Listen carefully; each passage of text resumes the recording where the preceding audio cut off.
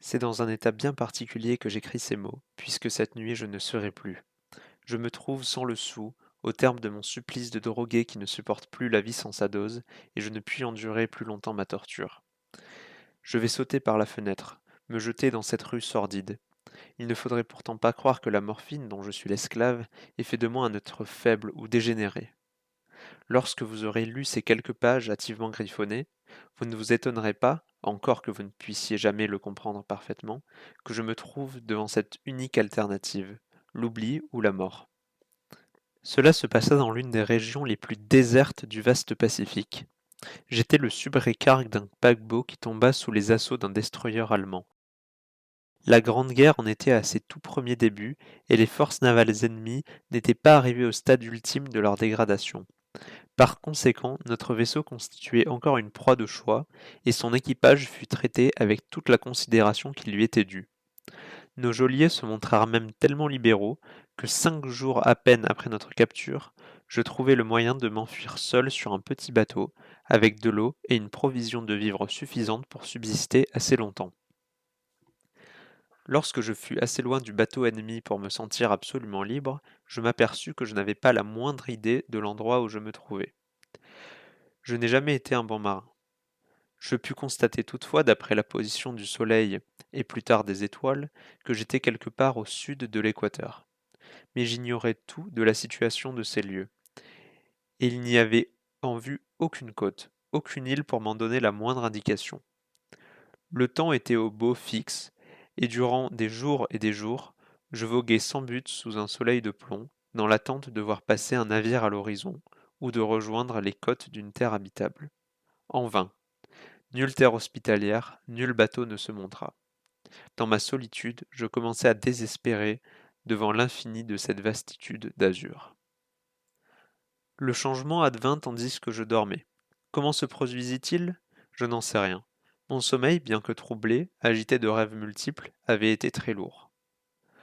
Lorsqu'enfin je m'éveillai, ce fut pour découvrir que mon corps avait été, comme par un étrange phénomène de succion, à demi happé par une sorte de boue d'un noir d'encre qui s'étalait autour de moi en ondulations monotones à perte de vue et dans laquelle, non loin de moi, mon bateau était allé s'échouer.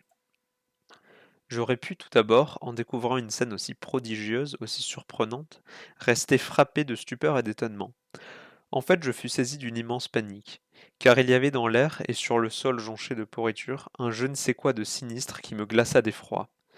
Des carcasses de poissons morts, une foule d'objets indescriptibles qui affleuraient en protubérance à la surface de cette étendue de fange rendaient la région particulièrement putride.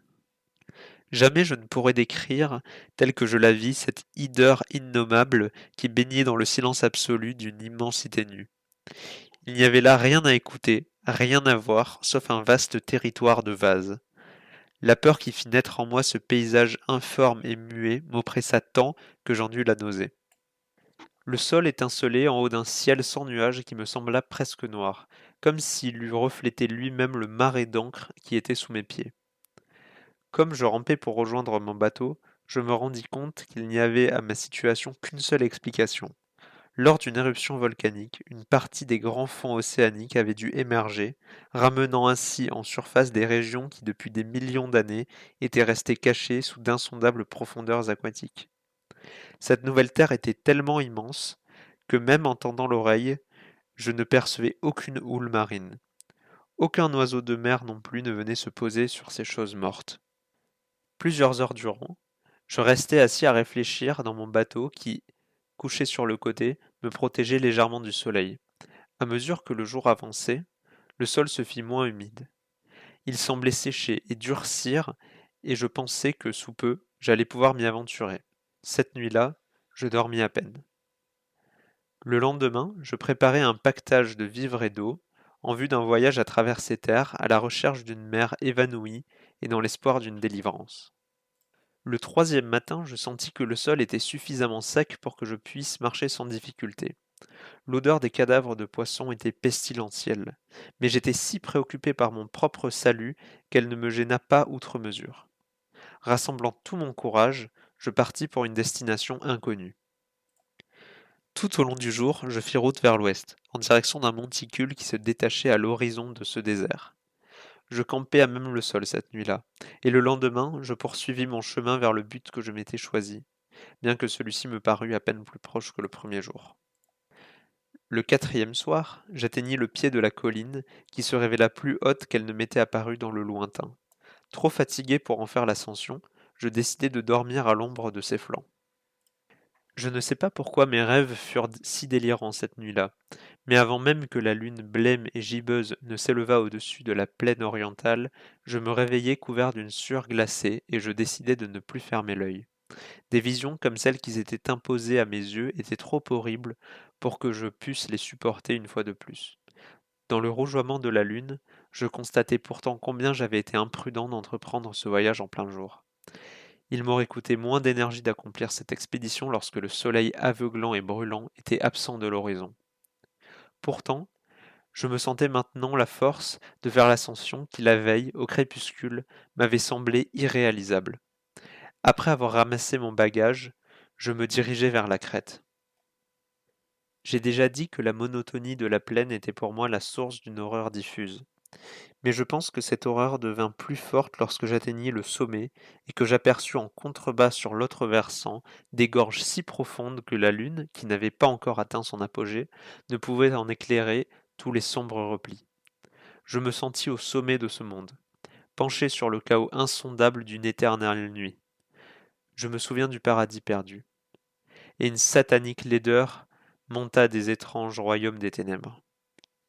À mesure que la lune s'élevait dans le ciel, je commençais à voir que les bords de la vallée n'étaient pas aussi abrupts que je l'avais pensé. Au contraire, après une pente abrupte de quelques 100 pieds, la déclivité se faisait progressive, ce qui permettait une descente relativement aisée. Pressé par je ne sais quelle impulsion, je dévalai la côte. C'est alors que je me trouvai devant les profondeurs stygiennes où la lumière n'avait jamais pénétré. Soudain, mon attention fut attirée par un objet immense et singulier qui se dressait sur la pente opposée, à 100 yards de moi. Un objet blanc qui brillait sous les rayons de la lune. Il s'agissait tout simplement d'un gigantesque bloc de pierre. Mais je sentis qu'il n'était pas une œuvre de la nature. Comme je l'observais avec plus d'attention, d'étranges sensations s'emparèrent de moi. Il était énorme et, depuis la Genèse, il avait été posé dans un abîme au fond des mers.